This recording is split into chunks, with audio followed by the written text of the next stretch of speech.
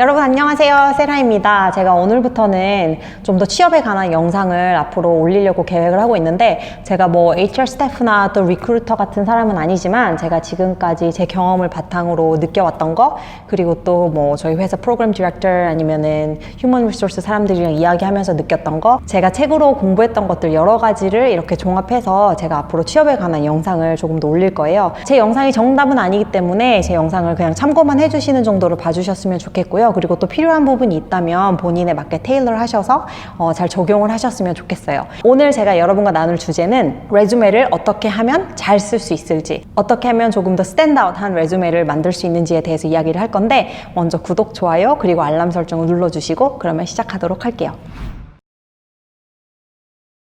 오늘 영상은 제 실수를 바탕으로 어떻게 하면 더 레주메를 디벨롭 할 수 있고 레주메를 스탠드아웃하게 쓸 수 있는지를 제 실수를 바탕으로 이야기를 할 건데요. 좀 창피한 이야기일 수도 있지만 제가 대학원을 졸업을 하고 80군데 정도를 지원을 했었어요. 그래서 지금 이 직업을 갖게 됐는데, 80군데를 지원을 하기까지 한 3개월 정도 걸렸었거든요. 3개월이 누군가에겐 짧은 시간일 수도 있고 누군가에겐 또 긴 시간일 수도 있는데, OPT를 한 학생들이 알 거예요. 그 3개월이라는 게 얼마나 중요한 시간인지. OPT를 하는 데 있어서 3개월이 중요한 이유는 이제 OPT 카드를 받고 나서 그 OPT 카드에서 시작되는 날짜로부터 3개월 안에 직업을 찾아야만 미국에서 스테이 할 수가 있는데, 그 3개월 안에 직업을 찾지 못하면 한국으로 돌아가야 되는 상황이 발생을 해요. 그래서 OPT를 신청한 학생들한테 이 3개월이라는 시간이 정말 중요한데, 저도 이제 대학원 졸업을 하고 3개월 동안에 직업을 찾기 시작했었어요. 돌이켜보면 제가 인터뷰를 했던 회사들은 다 저한테 잡 오퍼를 줬는데, 그 인터뷰를 따기까지 레주메가 잘 받아들여지지 않는 거예요.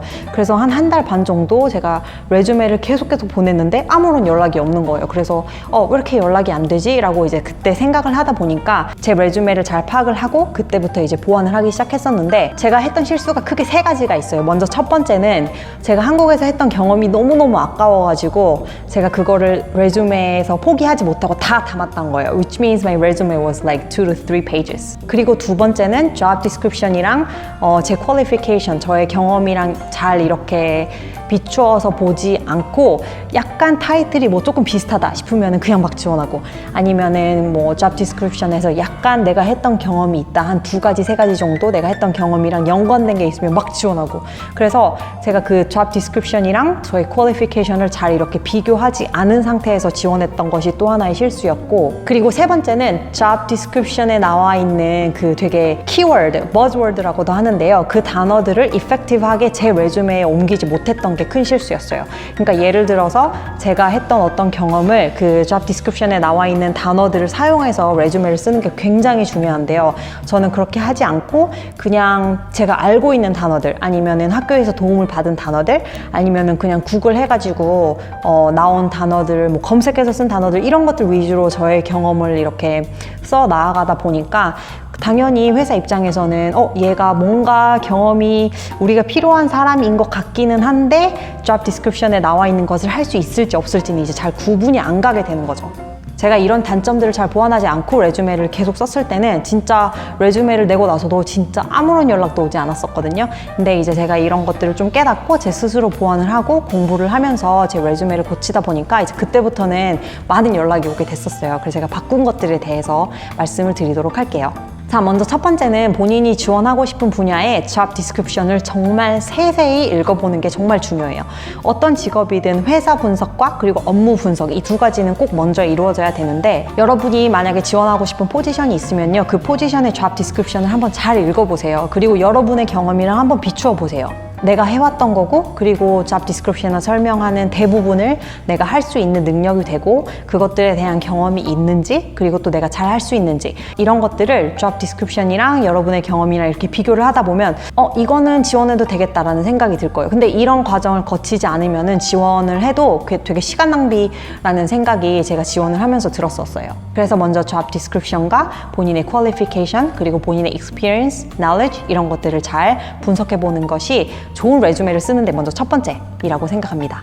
그리고 두 번째는 그 job description에서 buzzword 아니면 혹은 키워드라고도 불리는데요. 그 단어들을 잘 찾아내서 본인의 레주메에 효과적으로 옮기는 이 작업이 굉장히 중요해요. 제가 처음에 말씀드렸듯이 제 레주메를 쓸 때는 그냥 제가 아는 단어들이나 아니면은 그냥 평소에 이렇게 많이 들었던 단어들을 가지고 레주메를 쓰다 보니까 그 job description과 잘 맞지 않았던 부분이 많았어요. 회사 입장에서는 정말 많은 지원자들의 레주메를 받을 거 아니에요. 근데 그 레주메를 받고 잘 막 이렇게 읽어보지 않는다고 해요. 되게 그냥 스킴하는 정도로 읽는데 그 스킴하는 과정에서 여러분의 레주메가 스탠드아웃 하기 위해서는 job description에 나와 있는 buzzword 혹은 keyword라고 불리는 그 단어들을 효과적으로 사용하는 게 정말 중요합니다. 제일 먼저 할 수 있는 거는 그 buzzword로 문장을 시작하는 것, 여러분의 레주메의 문장들을 시작하는 게 가장 효과적인 방법이고요. 회사에서 원하는 단어 그리고 회사에서 job description에 썼던 그 단어들을 여러분의 레주메에 잘 담아내는 것도 여러분의 레주메를 스탠드아웃 할 수 있는 좋은 스트래티지가 될 수 있습니다. 세 번째는 제가 학교 Career Center 이런 데를 갔을 때 알려준 건데 구글에 Power Verb for Resume 이런 식으로 치면은 레주메에서 되게 효과적으로 발휘할 수 있는 단어들이 있더라고요. 그러니까 Power Word라는 뜻이 가지고 있는 것처럼 영어에도 같은 의미를 가진 많은 다른 단어들이 있잖아요. 그래서 그 중에서도 되게 눈에 띌 수 있고 그리고 또 가장 큰 파워, 힘을 가진 그런 단어들이 있으니까요. 그런 단어를 이용을 해서 레주메를 쓰는 것도 하나의 방법이 될 수 있어요. 그리고 다음 팁은 achievement를 강조를 하는 건데요. 회사에 도움이 될 수 있을 만한 성공 사례가 있다면 꼭 구체적으로 꼭 집어넣으세요. 제 필드 같은 경우는 되게 클래스룸을 이렇게 어세스할 수 있는 툴들이 여러 가지가 있어요. 그런 것들은 시험을 패스해가지고 이제 제가 알아서 따야 되는 것들인데 그런 achievement를 넣는 게 굉장히 중요하더라고요. 저도 제가 그 시험들을 패스하고 이제 레주메에다 넣기 시작했는데 처음 한 달 정도는 제가 그 시험을 또 공부하는 기간이어서 제 레주메에 그런 achievement가 없었는데 이제 제가 시험들을 패스를 하고 레주메에 넣기 시작하니까 아무래도 제 레주메가 더 많은 곳에서 받아들여질 수 있었던 것 같아요. 그리고 그 다음 팁은 퀀티파이 시키는 건데요. 레주메에서 여러분이 한 경험들을 넣을 때 그냥 두리뭉실하게 하는 것보다 되게 구체적인 수치를 주면은 굉장히 효과적인 레주메가 될 수 있어요. 예를 들어서 어떤 회사에서 어떤 일을 진행하는데 뭐 7% 정도 내가 시간을 단축시켰다든지 아니면 8% 정도 내가 더 수입을 증진할 수 있을 만한 어떤 디자인을 만들었다든지 학생들 같은 경우에는 이런 경험이 없으실 수 있잖아요. 그러면 본인이 했던 인턴이나 아니면 수업에서 했던 프로젝트를 통해서 그 수치화 시키는 게 정말 중요해요. 이런 구체적인 예시들이 회사 입장에서는 여러분의 레주메에 더 신뢰가 갈 수 있는 그런 좋은 예가 될 수 있다고 합니다. 그 다음은 simple, clear, concise 하는 레주메를 만드는 건데요.